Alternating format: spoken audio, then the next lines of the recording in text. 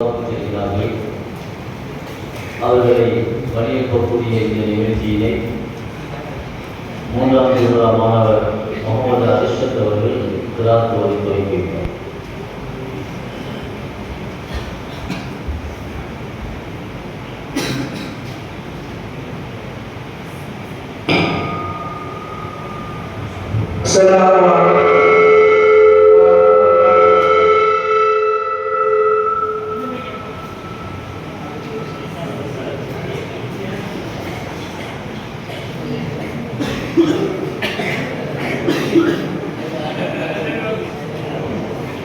السلام عليكم ورحمة الله وبركاته. أعوذ بالله من الشيطان الرجيم.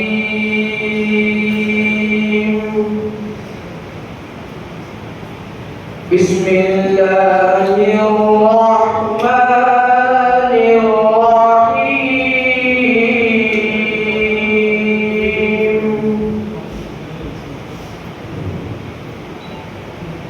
وإذ قلنا للملائكة اسجدوا لآدم فسجدوا إلا إبليس كان من الجن أمر ربه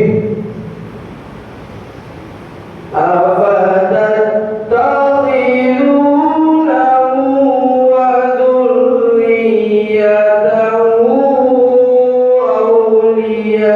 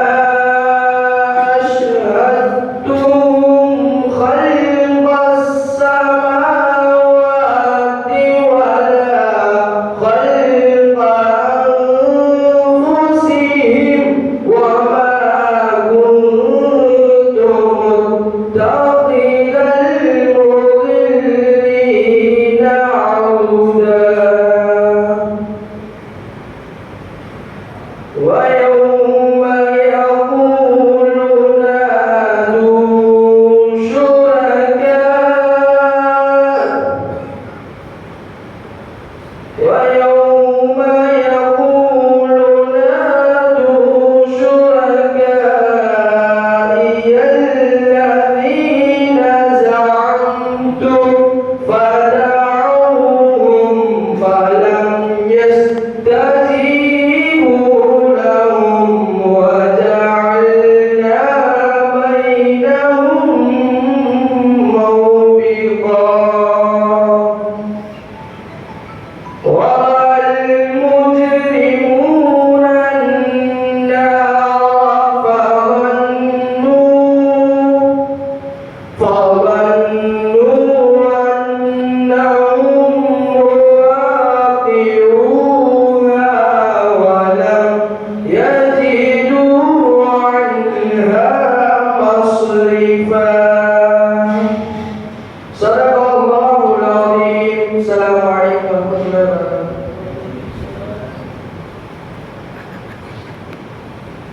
கீதம் முதலாம் சூறா மாணவர் ஹாஃபிஸ் முகமது ஆதி.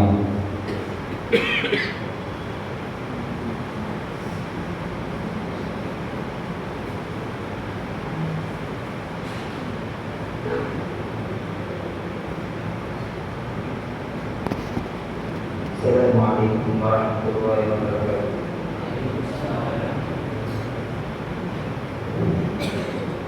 வானம் பூமி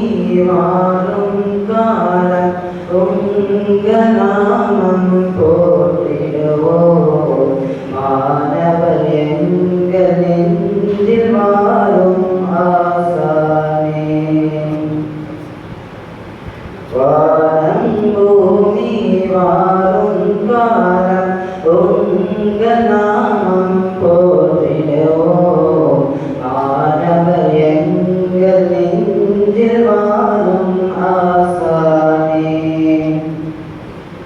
நல்வழி கூறி உலகில் ஏறி பிரிசொல்கானே வாழ்வீரே மாணவர் எங்கள் நெஞ்சில் வாழும் ஆசானே உங்களால் தானே உண்டாகினோம் இன்னும் உங்களால் தானே வந்தாயினோம் வானம் பூமி வாழும் காலம் உங்கள் நாமம் போற்றிடுவோம் மாணவர் எங்கள் நெஞ்சில் வாழும் ஆசானே இந்த வாழ்வொரு மாயம் வென்று வாழனும் நானும் துன்பம் நேர்ந்திட்டு போகும் வென்று வாழ்ந்திரும் மலை தோட்டத்தில் கஷ்டப்பட்டு மார்க்கத்தில் கல்வி கற்று வாழ்தமை வளர்த்தமை நீரே உங்களால் தானே உண்டாகினோம் என்றும் உங்களால் தானே நன்றாயினோம் வானம் பூமி வாழும் காலம் உங்கள் நாமம் போற்றிடுவோம் மாணவர் எங்கள் நெஞ்சில் வாழும் ஆசானே வாசம் வீசும் நேசப்பூவே உயிரில் உண்மை சுமந்தோமே மாணவர் எங்கள் நெஞ்சில் வாழும் ஆசானே மொழி அரபியின் மூலம் வழிகாட்டி நின்றாலும் தெளிவாயிரும் நாமம் அறியாதவன் நாம் முதலாளிடம் ஆண்டவனின் ஆசிகள் என்று வரும் கவலைகள் விட்டு நீரே உங்களால் தானே உண்டாகினோம் இன்னும் உங்களால் தானே நன்றாகினோம் வானம் பூமி வாழும் காலம் உங்கள் நாமம் போற்றிடுவோம் மாணவர் எங்கள் நெஞ்சில் வாழும் ஆசானே சோமன் என்னும் இருளை போகி ஆழ்வி கொடியை ஏற்றிடுவோம் மாணவர் எங்கள் நெஞ்சில் வாழும் ஆசானே வானம் பூமி வாழும் காலம் உங்கள் நாமம் போற்றிடுவோம் மாணவர் எங்கள் நெஞ்சில் வாழும் ஆசானே. அஸ்ஸலாமு அலைக்கும் வரஹ்மத்துல்லாஹி அல்ஹம்துலில்லாஹ். அடுத்து நமது ஜாமியா பள்ளிவாசலின் இமாம் மரியாதைக்குரிய அப்துல் கரீம் ஹஜ்ரத் அவர்கள் ஒரு சில வார்த்தைகள் பேசுவார்.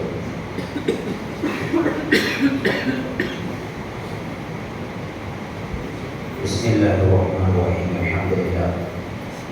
Tuhan memberi kita dan bagaimana satu-satunya ilahi kita ini adalah kemudian dan kemudian adalah kepada kita yang sangat निर्वाह जमात பயன் பண்ணக்கூடிய மனுஷால என்னால் மதத்தோடைய உறவு கட்டப்பட்டு அரசியல் பிள்ளைங்க அவங்களுக்கு ஒரு சின்ன கேள்வி மாமான அகாஹாரா அப்படின்னா என்ன அர்த்தம் அவங்களுக்கு தெரியும் சொல்றாங்க. இப்படிக்கு இந்த இப்படிக்கு அந்த இப்படிக்கு கீழே சைன் பண்ணவங்களுடைய பேர் இருக்குல்ல, அது மேல உள்ள வார்த்தைகள் வந்து அவர்களுடைய அந்த அந்தஸ்தை காட்டும். அகாஹாரா இப்படிக்கு போட்டு கீழே யார் பேர் போட்டாங்களோ அவங்கள அந்தஸ்து உயர்த்தி எப்போ காட்டுறதுன்னா மேல என்ன வாசனை எழுதியிருக்காங்க அப்படிங்கிறத வச்சுதான் அந்த அந்தஸ்து வெளிப்படும். உதாரணத்துக்கு ஒண்ணே ஒன்று சொல்லி நான் நிறைய பெறுவேன். ஒருத்தர் இப்படிக்கு அப்படின்னு எழுதியிருந்தார். எப்படி அப்படின்னா, அவசரத்திற்கு என்னை பயன்படுத்துங்கள், அவசரத்திற்கு என்னை பயன்படுத்துங்கள், ஆரோக்கியத்திற்கு என் குருநாதரை பயன்படுத்துங்கள், இப்படிக்கு டேஸ் டேஸ் டேஸ். இந்த வாசகம் நல்லா இருக்குல்ல? ஆனா சொன்னவர் யாரும் சொன்னாலும் அந்த வாசகத்துடைய அருமைகள் இன்னொரு இப்படிக்கு சொல்றாரு. இப்படி இப்படி போயிட்டே இருக்காது அப்படின்னு நினைக்காது. சிங்கமும் புலியும் நல்ல மிருகம், சிங்கமும் புலியும் நல்ல மிருகம், ஆடும் மாடும் தான் மோசமான மிருகம், இப்படிக்கு. இந்த ரெண்டு இப்படிக்கு கீழே யார் கையெழுத்திட்டு இருக்கிறார்களோ அவர்களை வைத்துதான் இந்த வாசகம் ஒரு அற்புதமான இடத்தை பெறுகிறது. நான் யாரும் கையெழுத்து அப்படிங்கிறத சொல்லி ஏன் இது சொல்றேன் அப்படின்னா, நீங்க இப்படிக்கு அப்படிங்கிற இடத்துக்கு வந்துட்டீங்க. ஸோ உங்களுடைய வாசகத்திற்கு ஒரு பெரிய ஒரு வரவேற்பு கொடுக்கக்கூடிய முன்னோட்டமான விழா அந்த விழா. சின்னம் கைவிட்டு கொடுக்கப்படக்கூடிய அளவுக்கு உங்களை உருவாக்கி விட்ட ஆசிரியர் பெருந்தைகளுக்கு மத்தியில நீங்க இப்படிக்கு கைவிட்டு போடக்கூடிய இடத்துக்கு போக போறீங்க. அப்போ உங்களுடைய வாசகம் எப்படி இருக்க வேண்டும் என்பதற்காக இந்த ரெண்டு இப்படிக்கு அப்படிங்கறத நான் உதாரணமா சொல்லியிருக்கேன். முதல் இப்படிக்கு இப்போ வருவோம். முதல் வருவோம். நான் சொன்னேன் அல்லவா, அவசரத்திற்கு என்னை பயன்படுத்துங்கள், ஆரோக்கியத்திற்கு என் குருநாதரை பயன்படுத்துங்கள் அப்படின்னு சொல்லிட்டு அந்த ரெண்டு வாசகத்துக்கு என்ன எழுதி தெரியுமா? அவசரத்துக்கு என்னை பயன்படுத்துங்கள், இப்படிக்கு லிஃப்ட் அப்படின்னு எழுதிருச்சு. லிஃப்ட் தெரியுங்களா? லிஃப்ட். ஆரோக்கியத்திற்கு என் குருநாதரை பயன்படுத்துங்கள், இப்படிக்கு ஸ்டெப்ஸ் அப்படின்னு எழுதிருச்சு. இந்த ரெண்டுடைய இம்பார்ட்டன்ட் புரியுதா? அவசரத்துக்கு வேணா லிஃப்ட பயன்படுத்துறீங்க, நீங்க ஆரோக்கியமா இருக்கணும் அப்படின்னா என் குருநாதர் ஸ்டெப்ஸை பயன்படுத்துங்க, படியை பயன்படுத்துங்க அப்படின்னு எழுதிருச்சு. இப்ப இந்த ரெண்டுடைய இம்பார்ட்டன்ட் அந்த வார்த்தையுடைய முக்கியத்துவத்தை நமக்கு புரியுது. நான் ரெண்டாவது சொன்னேன் இப்படி, அந்த இப்படி எப்படின்னா, சிங்கமும் புலியும் நல்ல மிருகங்கள், இந்த ஆடும் மாடுனா மிக கெட்ட மிருகங்கள், இப்படிக்கு புல் அப்படின்னு எழுதிருச்சு. புல் இருக்குல்ல, ஏன்னா புல்லை சாப்பிடுறது எதுதான் சாப்பிடும்? ஆடு மாடுதான் புல்லை சாப்பிடும், சிங்கமும் புலியும் புல்லை சாப்பிடாது. அப்ப அந்த புல்லுக்கு பொறுத்த வரைக்கும் நல்ல மிருகங்கள் அப்படின்னு யாருதான் தெரியுது? ஆடு மாடு மட்டும் கெட்ட மிருகம், சிங்கம் புலியும் அது கெட்ட மிருகம், ஆடு மாடும் கெட்ட மிருகம், சிங்கம் புலியும் நல்ல மிருகம் அப்படின்னு புல் சொல்லுது. ஸோ இந்த இப்படிக்கு அப்படின்னு போட்டதுக்கு அப்புறம் அவர்களை வைத்து அந்த வாசகத்தை நாம் உணர்ந்து கொள்கிறோம் என்றால், ஒரு வெற்றியாளர் பற்றி சொல்லுவாங்க, விற்பனை செய்வது வெற்றி அல்ல, உங்களுடைய பொருளை விற்பனை செய்வது வெற்றி அல்ல, ஏற்கனவே வாங்கி சென்றவர்கள் உங்களிடத்தில் திரும்ப வருகிறார் என்றால் நீங்கள் தான் உண்மையான வெற்றியாளர் அப்படின்னு சொல்லி ஒரு பழமொழி சொல்லுவாங்க. அப்போ அந்த இடத்துல உங்களை கொண்டு வந்து ஆசிரியர் பிரதிக்கிறாங்க. ஒரு மாணவர் பாட்டு படிக்கும்போது ரொம்ப அருமையா இருந்துச்சு. இந்த வாசகம் எல்லாம் யார் இருந்ததுன்னு தெரியல, நான் கேட்க இருந்துச்சு. ஆசான்களை பற்றி ஒரு அற்புதமான கவிதை வடிவில் அவர் எழுதியிருக்காரு. கேட்க கேட்க ரொம்ப சந்தோஷமா இருந்துச்சு. ஆனா அதை ஜம்மா சொன்னா நல்லா இருக்கும் அப்படின்னு என்னுடைய கேள்வி. ஆசானே ஆசானே ஆசான்களே அப்படின்னு சொன்னா நல்லா இருக்கும் அப்படிங்கிறது என்னுடைய கேள்விக்கு தவிர்க்குவோம். வேறு சொல்ல அப்படின்னா, இப்ப சின்னம் தருகிறார் என்றால் இப்படிக்கு என்று கையெழுத்து போடக்கூடிய இடத்திற்கு உங்களை இந்த உஸ்தாத்மார்கள் நிர்வாகத்துறை மக்கள் கொண்டு வந்திருக்கிறார்கள். உங்களுடைய கையெழுத்து உங்களுடைய வாசகத்தை வைத்துதான் முடிவாக போகிறது. என்ன வாசகம் எழுத போகிறீர்கள் சமூகத்தில் என்பதை நீங்கள் உங்கள் சிந்தனைக்கே விட்டுவிட்டு நீங்கள் எழுதக்கூடிய வாசகத்தை வைத்துதான் இந்த சமூகம் உங்களை எடை போடும். எனவே அந்த வாசகத்தை தெளிவாகவும் அழகாகவும் உயர்வாகவும் மிக அற்புதமாகவும் எழுதக்கூடிய அளவுக்கு உங்களுடைய ஆற்றல்களை வளர்த்துக் கொண்டீர்கள் என்றால் அதுதான் இந்த ஆசான்களுக்கும் இந்த நிர்வாகத்திற்கு நீங்கள் செய்யக்கூடிய பெருமை. அதை தாண்டி அழகாக என்ற உங்களுடைய கையெழுத்துக்கும் ஒரு அற்புதமான இடம் கிடைக்கும். அப்படிப்பட்ட உயர்ந்த இடத்தை அல்லாஹ்வுத்தாலா இந்த நல்ல நிகழ்ச்சியின் மூலமாக உங்களுக்கும் எங்களுக்கும் தந்ததுமாக இந்த நல்ல துஆவுக்கு வாய்ப்பளித்த அன்பு நல்குணங்களுக்கு நன்றி தெரிவித்து தேர்வு செய்கிறேன். அஸ்ஸலாமு அலைக்கும் வரஹ்மத்துல்லாஹி வபரகாத்துஹு.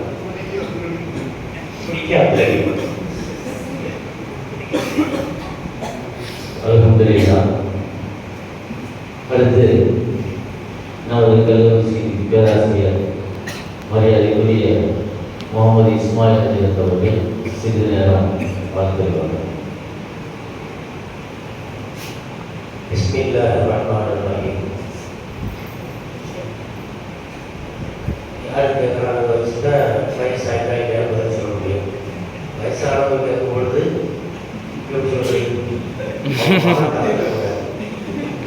நீங்கள் ஆகி சிறப்பாக வாழணும், சிறப்பாக நிர்வகிக்கணும்.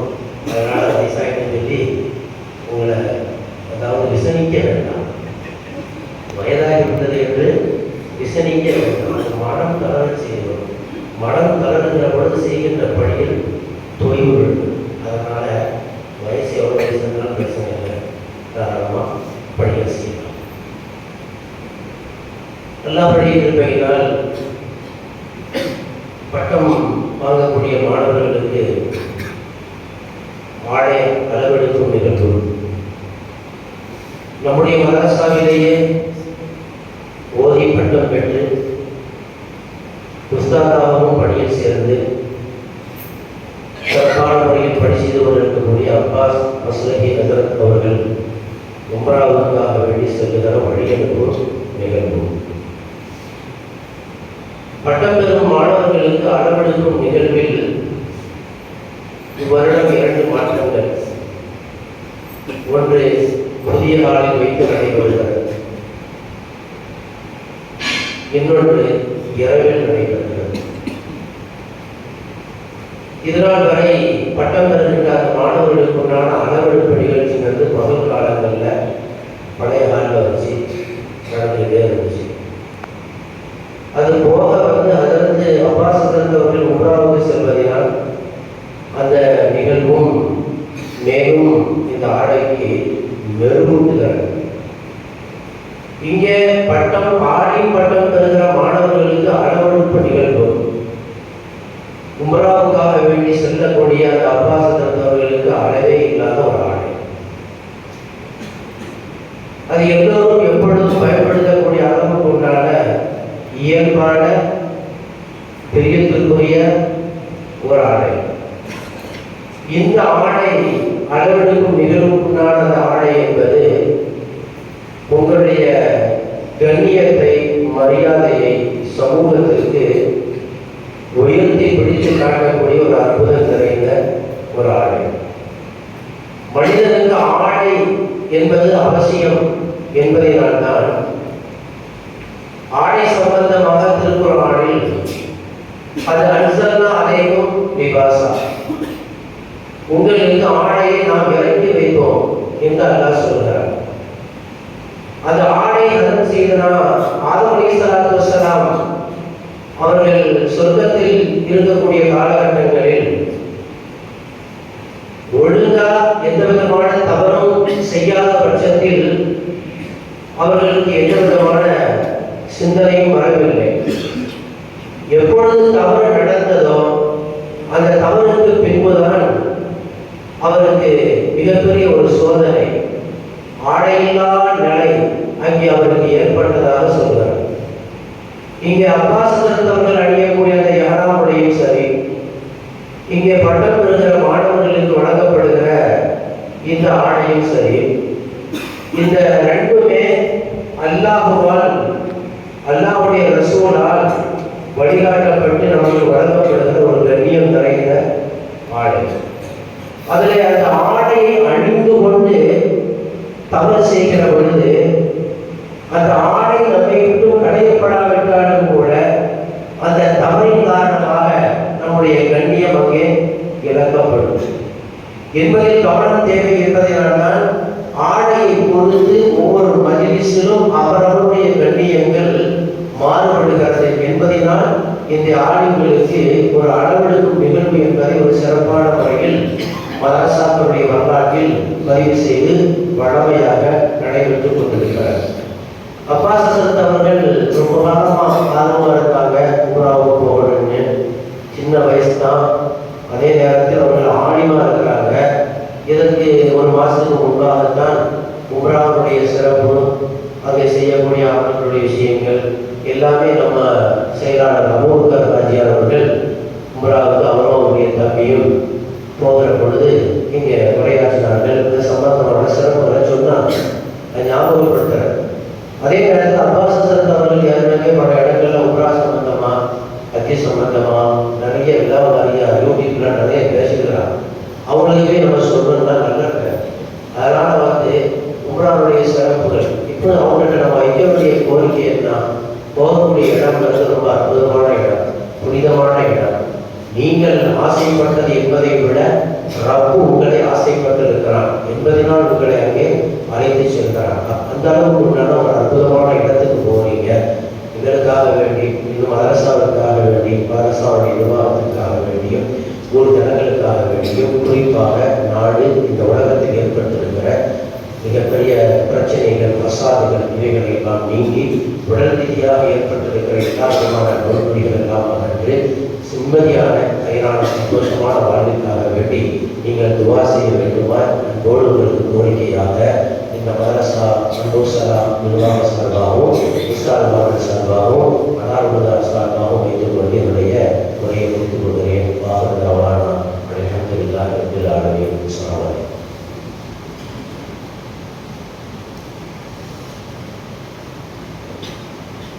இப்பொழுது பட்டப்பெற மாணவர்களுக்கு அளவெடுப்பு. அதில் முதலாவதாக ஹாஃபிஸ் அப்துல் ரஹ்மான் அவர்களுக்கு அளவெடுப்பு.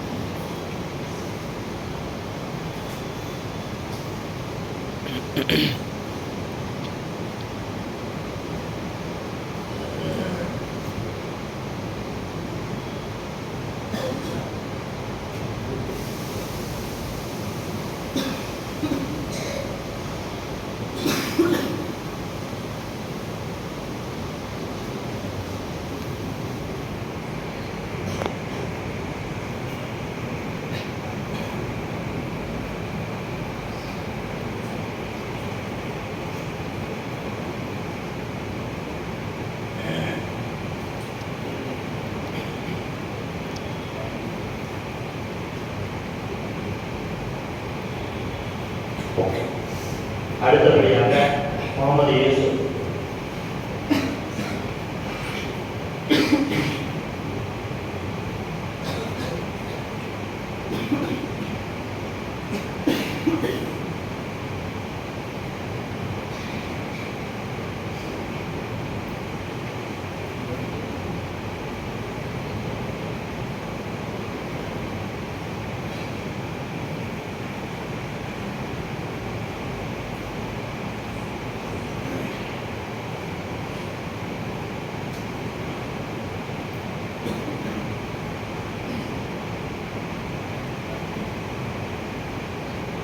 அடுத்தபடியாக திவான் மக்களின் சாமி.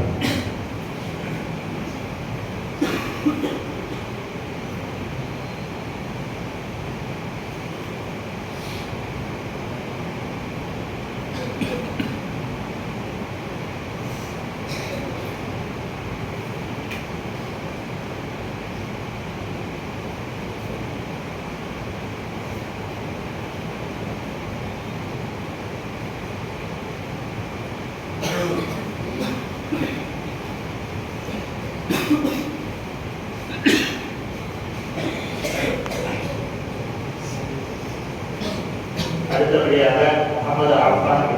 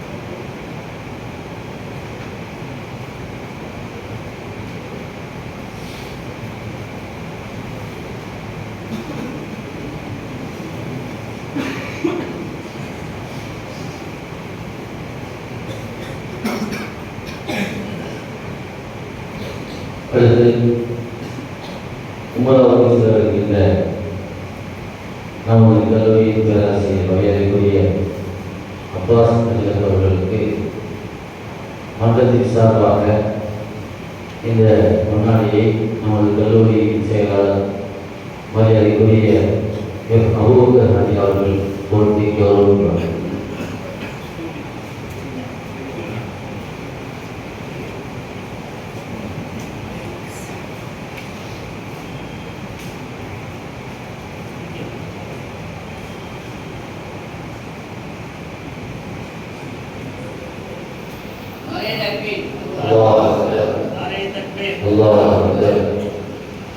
அடுத்து மதரசாவின் சார்பாக நமது கல்லூரியின் தலைவர் மரியாதைக்குரிய நவரம் சக்கா அவர்கள் இதை போட்டி கௌரவிப்பார்.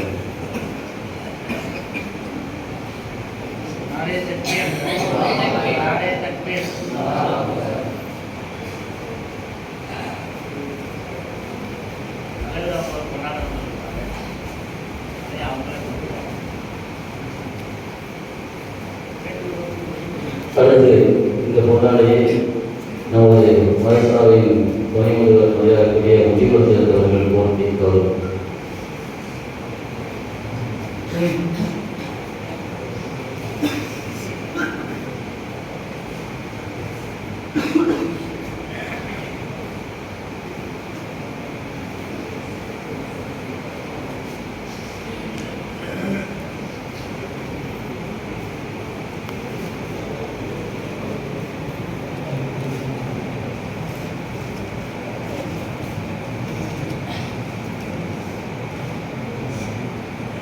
நிறைவாக நமது ஜாமியா பள்ளிவாசலின் இமாம் மரியாதைக்குரிய பதத்துல்லா முஸ்லிம் அவர்கள் துஆவை நிறைவு செய்வார்.